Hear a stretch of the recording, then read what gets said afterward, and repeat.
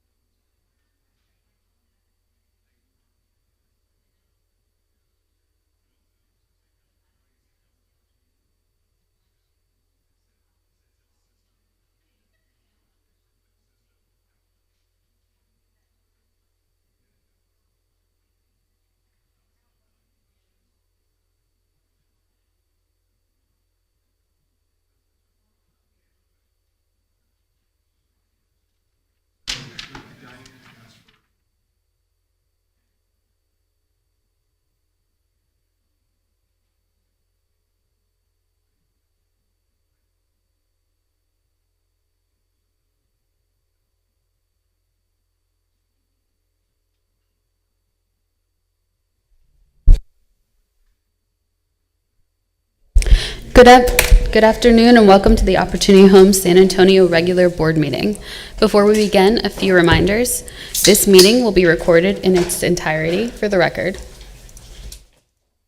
Recording in progress.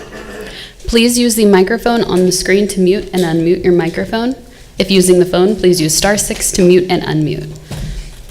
Live transcription has been enabled for this meeting. To modify your preferences, please select Live Transcript in the meeting controls at the bottom of your Zoom window. I will now begin board roll call. Chairwoman Dr. Ana Cha Guzman. Vice Chair Gabriel Lopez. Here. Commissioner Gilbert Casillas. Present. Commissioner Dalia Contreras. Present. Commissioner Lauren D. Dantzler. Present. Commissioner Olga Kaufman. Commissioner Ignacio Perez. Present. Doug Ponick, Board of Commissioners Attorney. I'm here. President and CEO Ed Hinojosa Jr. I'm here. And our interpreter Vicky Cavazos Jones. Joaquin Lorenzo, I'm here. Thank you. You may now begin the meeting. Welcome. I will call the meeting to order.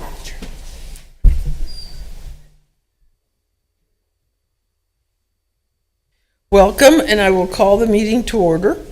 The Board of Commissioners or its committee may hold a closed meeting pursuant to Texas Government Code for consultation concerning attorney-client matters, real approval as of September.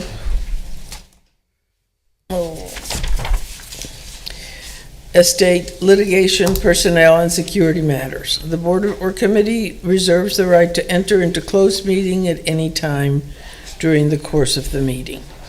We're going to go on to agenda item 2, which is public comment. Do we have anyone signed up for public comment?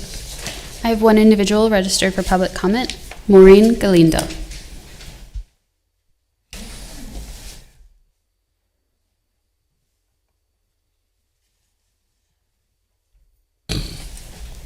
Hi, I'm Maureen Galindo.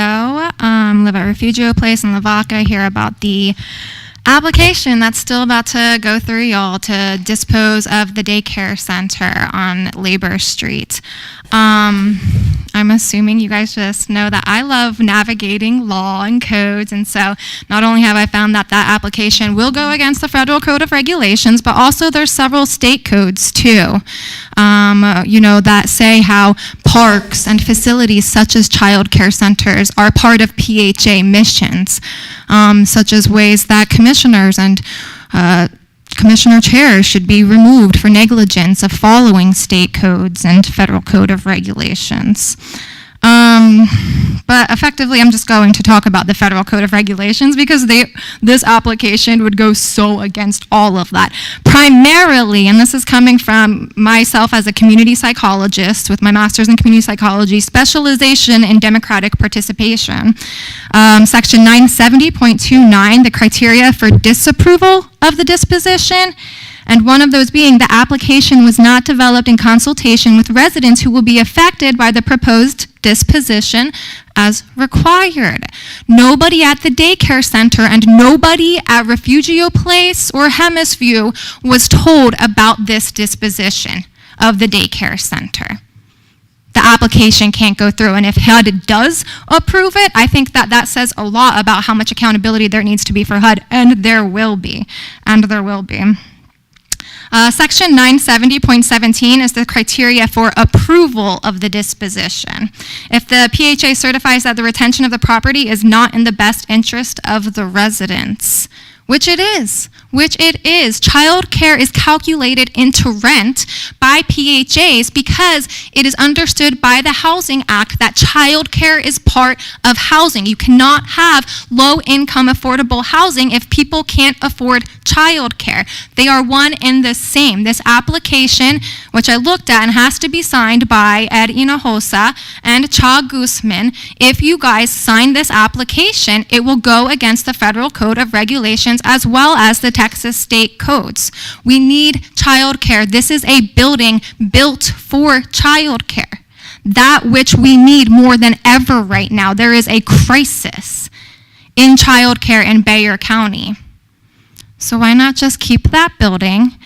As well as we've talked about how all of that infill development, which is another part of how this is going to go against the state code, the Federal Code of Regulations, is that it is not going to support low-income housing and that it will actually drive up the prices in that area, including for Saha or Opportunity Home tenants.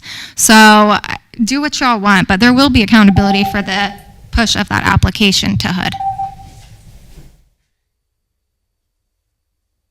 Thank you.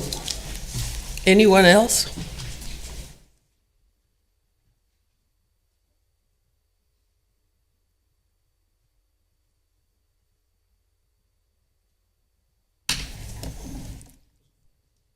No one else? Okay, we'll go on to citizens to be heard. Do we have? Yes, we have two signed up for citizens to be heard. The first is Jeffrey Hull.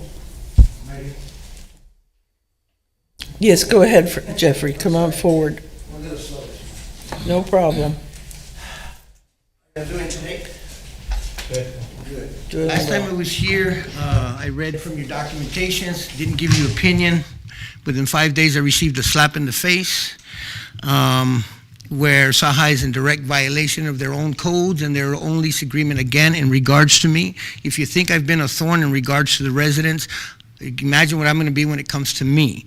I was given a 3-day notice to vacate, which violates the lease agreement and the documentations. It also violates Chapter 14 of the Public Housing Admissions and Continued Occupancy Policy, which also puts you in direct violation for lying to the justice of the peace, and I have 110% proof of that, and I will be able to provide that. What is being done is direct retaliation. It is affecting my mental and my physical health, where I've had to up my medication by three times and see a therapist. Not only that, but Mr. Hinojosa also approved some documentation that puts another individual that is being used against me, who will be blacklisted and is going to lose her job. I spoke directly to the supervisor, who is a supervisor who deals with me and my providers. The same company was stated in a document that I escalated things by harassing and threatening the employer. The employer is the same employer that I'm under, who just provided me a new provider. You're using people to get rid of me instead of working with me. I've come in here and I've offered you opportunity. I've explicitly read to you your documentation. What this is about is this document here, that I was elected resident council president and somebody doesn't want me to be there. In fact, they're holding an election right now and not honoring your own documentation. It's wrong. It's also in direct violation of Resolution 1812, where you're disrespecting my personal privacy. You're using a personal text message to evict me. You can't do, that's my business. I have 110% evidence that that individual that you're using against me was already broken her company policy and is going to be fired because you're using her. There is going to be a court case. I've applied for a jury hearing. We're going to take it all the way, and I have the evidence. Not only that, I've been provided evidence from residents and other individuals at other properties about this happening, where they're warned by their management team that if we come after you for security issues, you will take action. I have all the evidence. Why you would do this, I don't know. Mr. Hinojosa can't even look me in the eyes, and I'm talking directly to you, sir. Why you would do this, I have no idea. LULAC has invited me to become a LULAC member in regards to these situations, so whether I'm here or not, you're going to have to deal with me. I would rather you work with me. I have read directly from your documentations. This is wrong, and I'm not going to stand for it. If you think I fight for them, I'm going to fight even harder for myself. How you can do this, I don't know, but it is wrong.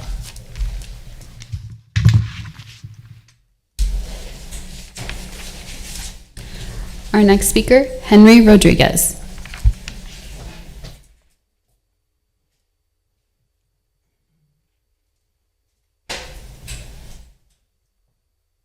Thank you very much. My name is Henry Rodriguez. I'm the Executive Director for LULAC Concilio Zapatista, and we've been dealing with with San Antonio Housing Authority for many, many years. So many that I've forgotten already a lot of what happened, and there were some very interesting things. I just want to tell you that please pay close attention to some of the things that are coming to us as LULAC.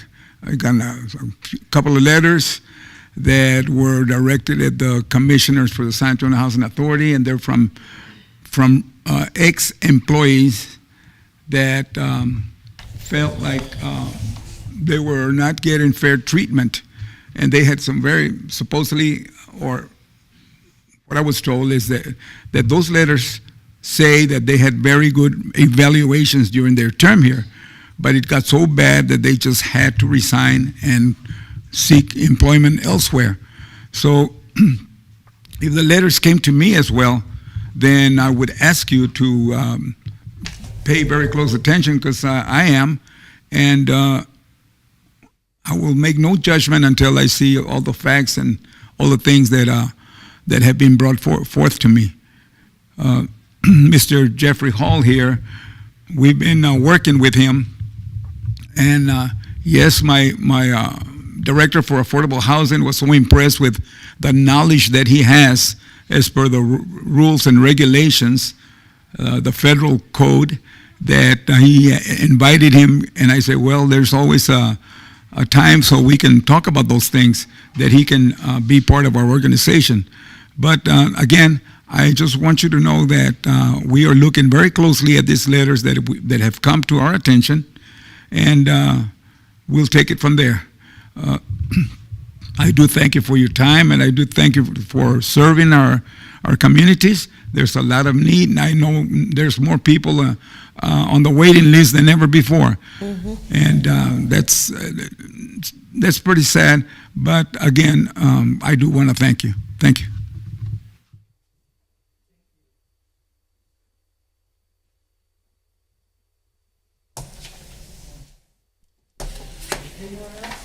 That concludes citizens to be heard.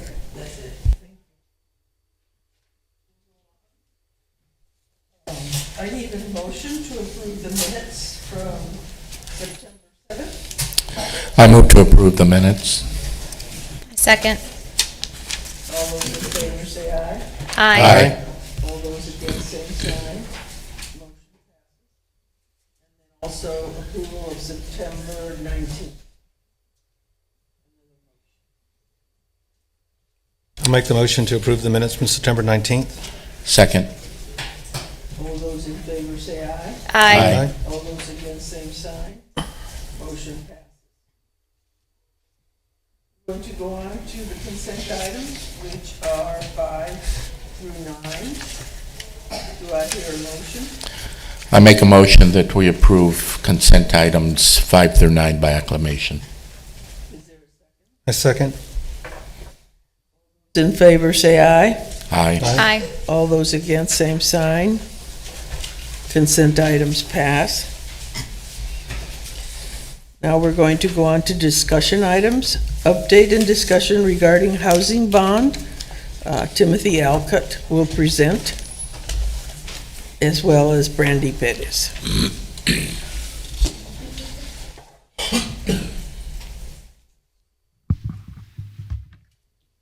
Good afternoon, Commissioners. Tim and I are going to just give a brief update to the housing bond and the submissions that we did get in by the deadline. Some of y'all have already seen it. We've just modified to say that it's actually been submitted. So I'm going to go ahead. As we previously discussed, we talked about the different categories, the city's timeline, evaluation criteria, and then, of course, ultimately the 10 projects that we submitted, that the team submitted on behalf of the organization. So there were different categories. Ultimately, there was about $150 million that we knew that the city was putting available for organizations such as ourselves and other developers. There were 5 different categories. We submitted under 3 different categories, and so we'll go through those different categories in the presentation. The Rfp deadline was, they had a release date of the 19th. They had a pre-submittal conference on the 30th that we had several team members attend. Final questions, which we submitted several, were due on the 14th. October 4th was the day that we had to have all the submissions done. And the city is, if needed, be on November 1st or 2nd, there's supposed to be interviews, I guess, if there's any clarifying questions. So there was several different evaluation criteria. So they evaluated, or they're going to evaluate all the RFPs on these criteria that we have up. I'm not going to go through. They're very similar in nature. Most of the points are going to be under the review, the gap requests that we were requesting, and timelines. And then, of course, displacement, temporary relocation, resident protections, all of that. And then, of course, the affordability was the key component, which we felt we met and should get most points, hopefully, through that application process. So one of the areas that we had submitted for was Woodhill's rehab project, which is about $6.8 million. Cottage Creek was 6.6. Public housing elevators, as well as our Beacon elevators, was 8.2. Victoria Plaza roof replacement with solar is 1.5, and then Rosemont at Highland Park, which would add additional public housing units, was 3.7. The 2 top projects, the Woodhill and Cottage Creek, are in our Beacon portfolio, and that is our estimated current backlog that we applied for, but we were also looking at the affordability and the locations of those communities. Public housing in Beacon, it was just something that we know that as we continue to do regular updates to our elevators, we know that many of our residents often say that they have concerns with the elevator, so we actually we did put a submission in there for 8.2. Victoria Plaza, many of the board knows that community has been going under a major rehab, and this was one component that was not originally planned, but we thought this would be a great opportunity to include it in the housing bond. And last but not least, we were looking at how can we increase some of our public housing units and trying to meet that fair cloth. And so Rosemont at Highland is a Beacon community that is very close to another community that we thought would be beneficial to add some public housing units there. We actually submitted it for about 68 units. And I'm going to go ahead and turn it over to Tim, because this is where his team did a lot of the work at. Yeah, so Alazon expansion, we've just so you know what that is, we used to call it the Alazon baseball field. Now it's called the Alazon expansion. We had to come up with a name real quick for the submission. So that's the next phase of Alazon we're going to put in the public housing, where the baseball field currently is, but we'll call it the Alazon expansion for now. Probably ultimately we'll have a naming like we do in all developments and come up with a formal name. And how many units will you be able to build there? So I think it's down to 88, 86. I'm real close, within a couple units. Okay. It changed a little bit because we were, up to the last second, we were still doing the designs of this building. And I'll say, both for Brandy's team and our team, this was a tremendous amount of work putting all these together. We also had the Snowden financial closing the same week this was due. And so there was a lot of folks here that lost a lot of sleep getting in all this stuff, but it was a monumental effort. The reason this will score really well is because all those units are public housing units. Right. And as you saw from Brandy's presentation earlier, 25 points of the scoring was deeply affordable. There's no units that are more deeply affordable than public housing. Right. So it should score very well. The next one is Snow. Go ahead. Are most of them 2-bedroom or 3-bedroom or what? There's a mix, but you're right. They are lots of 2s and 3 bedrooms. Okay. We had meetings with the community on what was there. There was a big debate on, do we want the current folks that are currently there to, the same unit sizes, or do we look at our wait list on what's coming on board? But because we're going to be tearing down and moving people over, a lot of the units are going to be very similar to what's currently there on this first phase, so people can move and still have an actual unit that accommodates them. And then when we tear down, we'll be able to build again, so we're not, losing folks. Right. So the other thing we haven't told the board about yet about this project, we are, our goal is to make this a net zero carbon footprint, and so we're trying to make the building as energy self-sufficient as possible and water self-sufficient as possible. So that's already built into the planning, but I wanted to make sure the board was aware of that. So this building will be prepared for climate changes over the next decades and be in a good position for the next 50 years. What's important, these current buildings have been there 60 years, 50, 60 years. They have. We want these to last just as long. So, and be sustainable. But it'll look a lot nicer. For sure. The next one is Snowden. This is also one I think will score very well. This one we just had the financial closing on, but we talked to the city beforehand and said, listen, we're closing on it, but can we, still submit? Because what we're doing is we only have so much funds here at the Opportunity Home, and we're filling these gaps, and so it's taken away from other units, when we put money into this development. You'll see this $9.8 million we're asking for. And about 50% of those units will be serving people either on our wait list. So it's our public housing lights. What we did is we took a tax credit development and we laid it on top of it vouchers. This gets super complicated perhaps, but what's important is 50% of those units will be serving people that are likely around $10,000 a year. You don't know the exact dollar amount because people on our wait list are different levels, but that's what the average is. And so be deeply affordable. All of them that with the higher AMIs on the tax credits, the 60%, we layered vouchers on there. So that way they come off the vouchers wait list, they get the subsidy, and we'll be serving people on our wait list. So that was some maneuvering, we got that done. So again, we did that because that's our mission, and then of course the scoring just was a bonus because they scored it that way as well. Okay. So if they understand the way we wrote it and they pay attention, we should score very well on both of these. We have two other deals. You'll see it's $2 million and $5.6 million. We had two 9% tax credit deals that we got award for. The interest rates went up, the construction pricing went berserk on us, and across the state, a lot of these 9% deals, and y'all remember those are the competitive ones whereby, in 15 years we can buy a $20 million building for about $4 million. They're not being built because the numbers no longer worked.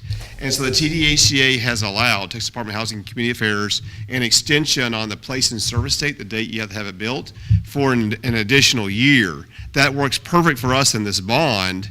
And the reason they did that because things weren't being built. And they thought maybe the pricing, construction pricing would come down and interests are giving, listen, we want you guys to be successful. What's nice about it also is this bond also will then be able to be used for it as well. And so we didn't submit, well, we did submit these as the general partner, but a lot of the heavy lifting was actually done by our partners, either at NRP Group or Atlanta Pacific, because both these were deals that people brought to us to be the partner on it, and then we had the right to buy it at year 15, like any other 9% deal. But you can see how much the gaps are. Normally you can build these without gaps, so they're submitted. They won't score as well as Alzon and Snowden because they will, because they're 9%, so 10% of the units are at 30% or below AMI. But they're definitely not hitting the same numbers that the other two are, where we have 50% of the units that very deeply affordable. But they may do very well statewide because there's enough money in those groups. And that was pretty long-winded. Sorry about that. There we go. And the other item we have here is Homeownership Production. And we renamed Mirasol, because I got to say Mirasol because everyone looks at me with blank stares unless I say that. But it's a WRI, Westside Redevelopment Initiative. What we did was, as the construction pricing needs to go up, that $1.1 million, that is the dollar amount that we've determined to be able to continue to serve the same population that we currently are. So a lot of the folks that are buying these houses are at 60% AMI, and so you have to write down the construction costs on these. And I have this number off a little bit. Lorraine may correct me, but about 40 units left. 25 units yet left we still have to build, and on the lots that we have.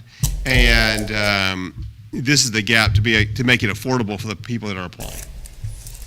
When you say that, is that towards the construction costs or just to offset? It's actually going to go, is both. So it's reducing the cost of construction so people can apply and qualify for a qualify. mortgage. Okay.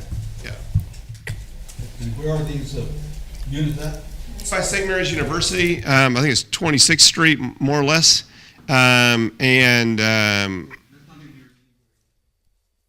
It's not on the presentation. I can send you a map of where those are, but it's on, some of it's near Our Lady of Lake and St. Mary's University, kind of in between there.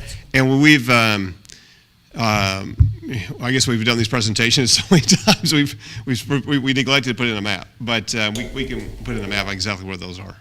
Those are the ones we visited. We did the ribbon cutting, or That's that community? Yeah. Okay. I think so. And let me ask you, my understanding is that the last time we did a homeownership production, we weren't very successful.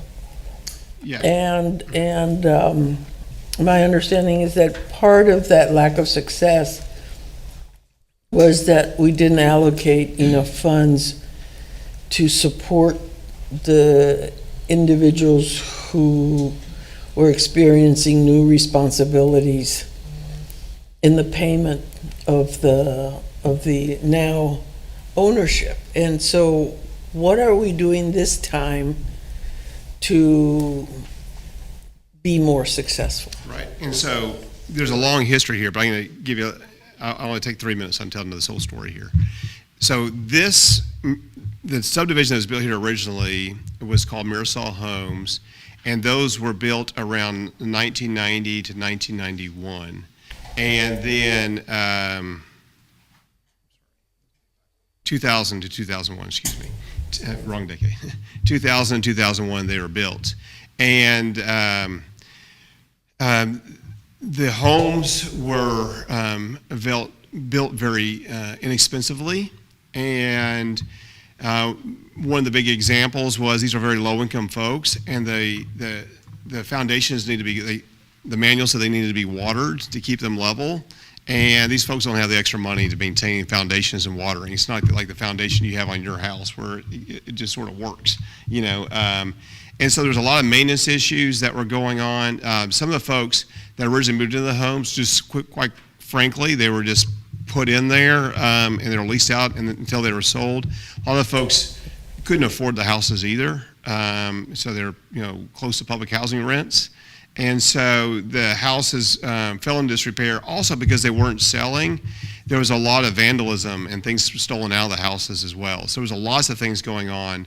But the reason we got into a lawsuit is that, whenever I came on board here, there was some foundation issues with several of the homes. We were pulling up the carpets to do make-readies and trying to resell it to someone else because they were just getting old. And we saw, there's like basically 3 cracks across the slabs. We see it over and over again. And so we started taking apart the house. We found all these construction defects, there wasn't insulation. And so we ended up filing a lawsuit. We ended up getting a little over a $20 million settlement, which was actually about $2 million more than the cost of the construction of the houses. And then we shared that with the homeowners, where every homeowner in the neighborhood actually had the ability, because we gave them cash, to pay off the mortgage, they'd be debt-free. And so they could do whatever they want with it. They could buy a new car, they could put their kids to college, or they could pay off their mortgage, you know. And the money came from the builders that? Yeah, so it's an insurance company for the builder. Okay. And so, but it was a very large settlement, and so we got that. The other projects, though, we've done, like on the east side near East Meadows, we've done home ownership there, and some of y'all may have walked those homes. Those have been very successful since then. We've had other issues with other homes whereby the property taxes went up so high. There were some that we sold near Lavaca, and then all of a sudden the property tax went up, you know, $50,000 or $100,000 assessed value to $300,000 assessed value, and now the homeowners can afford to live there. Right. So there has been different issues at different that are unique to each development. The homes that the last set of homes that we built on Lavaca, there's 5 homeownership ones on Labor Street, Lay Street. Those have been amazingly successful. You know, I think there's 5 of those, if I call right, might be 6, that we sold, and all those are owned. But we did a little higher AMI. It was 80% AMI. The ones on the east side, we were able to do lower AMI, but the value of the land, the dirt was less, and so the taxes were less, and we had a really good builder. What was different with the builder we have now compared to on this particular development is that we have a very good builder, and he built the first set of homes. We had a challenge recently that he sold his company to a national builder, and so now he's out. So now we have to go out for a new builder again for this last set of homes. But his name was Jonathan. Imagine Homes was it? Thanks. But Imagine Homes was the name of his company, and he won a lot of awards for environmental friendly homes with the insulation values being very high. So we felt that was a good fit. So what we did, we just started building better homes, and then try to make sure that people could afford it. And we've been playing with the numbers on who we should sell for. Ed and I have had lots of discussions about that because. You know, we don't want to set up someone for failure. No. I think there was also a homeownership program run through the Section 8 department that was not, we didn't have sufficient, perhaps caseworkers or something of that sort working with the residents, and that was not very successful. And I think one more homeownership program we tried in the mid-2000s, Tim, you'll remember, we guaranteed some homes that were sold to, we guaranteed the bank loan, and that was also very unsuccessful. Don't ever do that. Enough said there. Well, at least we learned from our errors. Yeah, you did. We'll take questions, but before we do that, I just wanted to also, Tim mentioned there was a team behind all of the submission, and if it wasn't for the team, we probably would not have met that 10.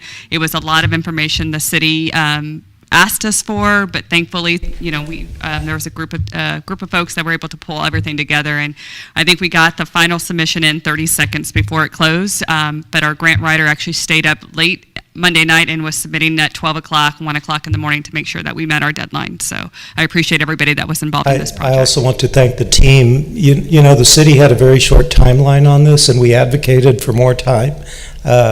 So I think this was an issue that many of the applicants have experienced with the short timeline. So thank you to you two and the rest of your teams. I think I missed it. How many units are we talking about? 88. Oh, goodness. I mean, if we think about just the public, overall, if we think about just the public housing, I want to say it was about 20 different public housing communities and 2 different in Beacon. That's well over 1,000 units just for the elevators. Allison, the new project, Tim's saying about, 90 on average, depending the size. So 68 for Rosemont. So there's a lot of units. Some of them are rehabs, right? Wood Hill and Cottage, but it's the impact to those communities that we really are making. But are the rehabs currently lived in, and they're rehabbed, so we really can't count them as new units, can we? So they're not going to necessarily be new units, but part of the RFP process, they wanted to look at affordability. And so what we did is, obviously public housing, it's the most affordable unit that anybody could offer. So we said it's going to continue to be public housing. So we weren't adding new to that. But Wood Hill, we looked at what could we do to make this application so we can maybe get the 6.8 million. We said the city's goal says 10%. Wood Hill's about 532 units there. So we said if we are awarded, or even we had that conversation with the board, we're thinking about taking those 50 units off and making them income based. And so that's a project that Ed has tasked the team with to look at what makes sense for that area. So you're correct, they're not new units, but we are looking at the affordability and taking some and making them deeper affordable units available to families that are on our wait list. Okay, thank you. That actually concludes our presentation, so thank you. Thank you. Thank you.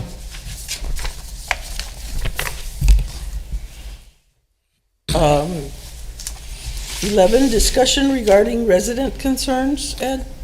I have a few comments. Not necessarily concerns, but number one, I want to thank the entire staff of this organization for San Antonio Communities Together Day. I visited 12 properties, and the tireless effort that the staff did for the residents was tremendous. From the cooking of the meals to getting everything ready for working all the extra hours they did to give to the residents was phenomenal, and the residents were really happy. I mean, you had a lot that didn't come down, but those that did, that participated, and I got to speak to residents, and for the most part, a lot of the residents are happy. One of the main concerns is security, like we always talk about, but you know, that's a working project that'll keep happening. Spoke to a resident that's lived at O.P. Schnabel for 50 some odd years and another one for 30 some odd years, and they're all happy there, and other than the security issue, but the staff is to be commended for the work that they did for the residents, and I personally thank you all for that.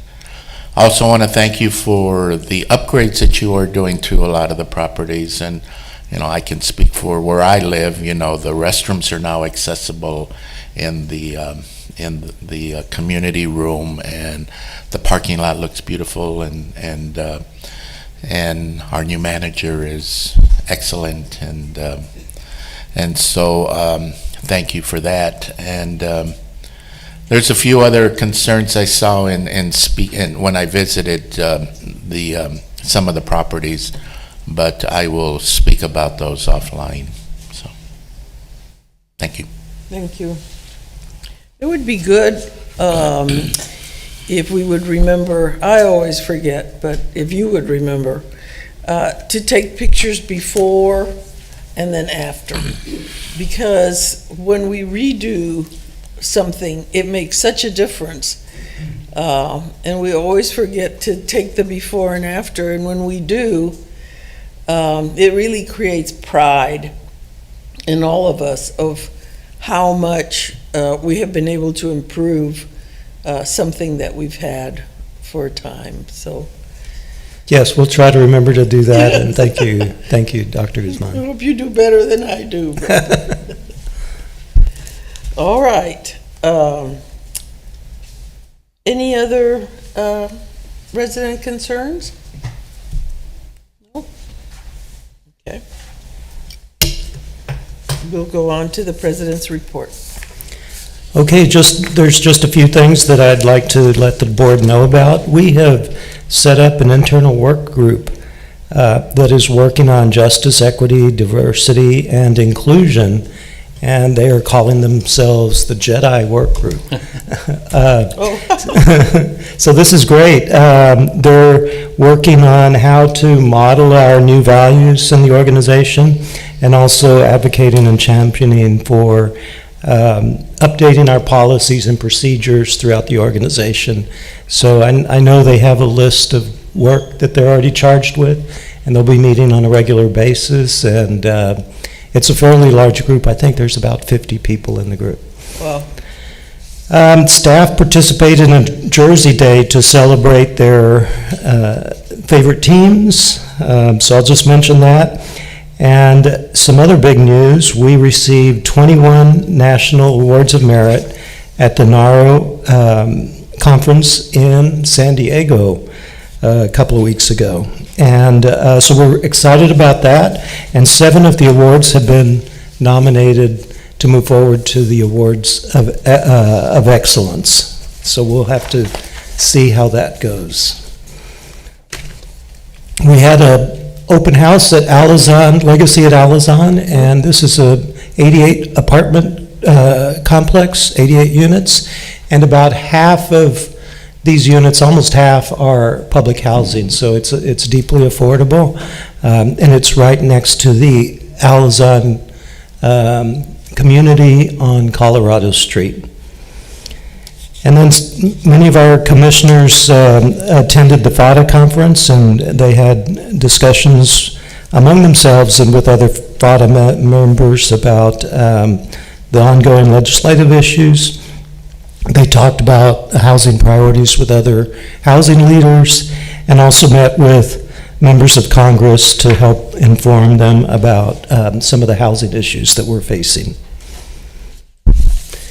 We had an employee that, Amanda Curry, that participated in the climb of the Tower of the Americas to celebrate or recognize the fallen from 9/11. And this climb happens every year, so it's the equivalent of 110 floors.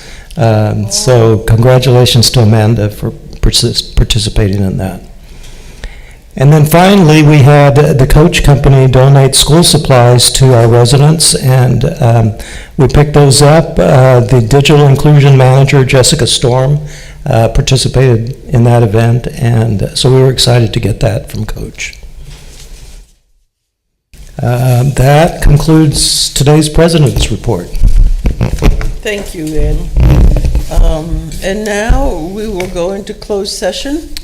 Madam Chair, we have 2 nonprofit meetings, if we could get those done You want to get beforehand. through those first Yes, before we yes, go to closed please. session? Okay. We will postpone that till later. We will go on to Las Varas Public Facility Corporation meeting. You should have that in your paperwork. And this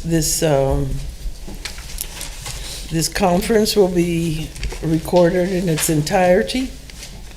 Use the microphones.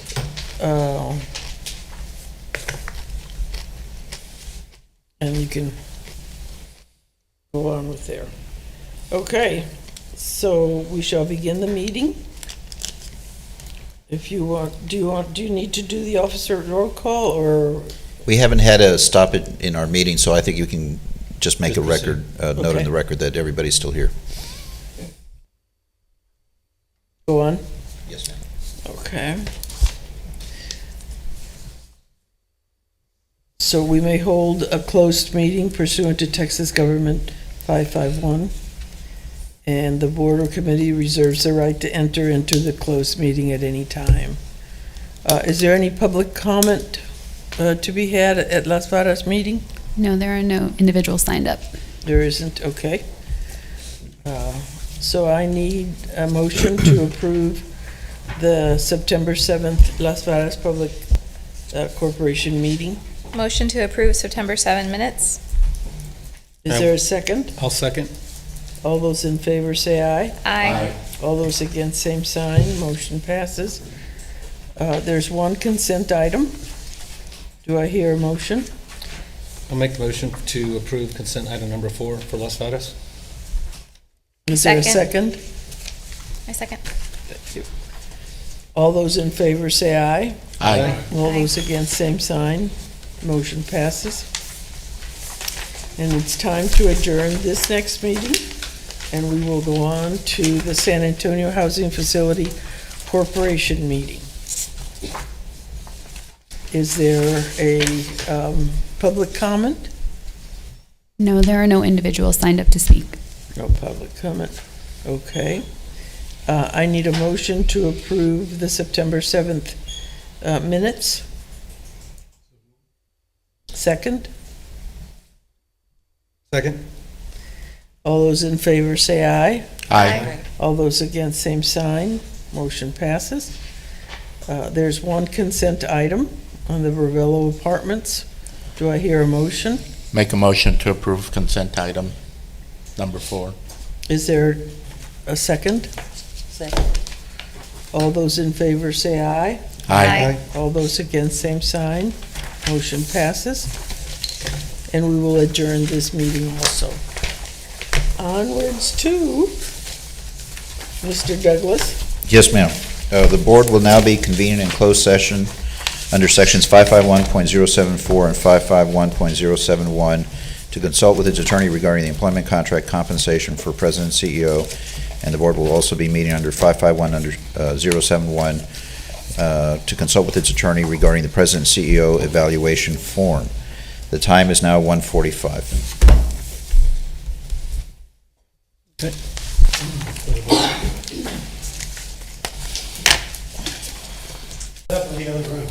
Okay, okay, that's fine.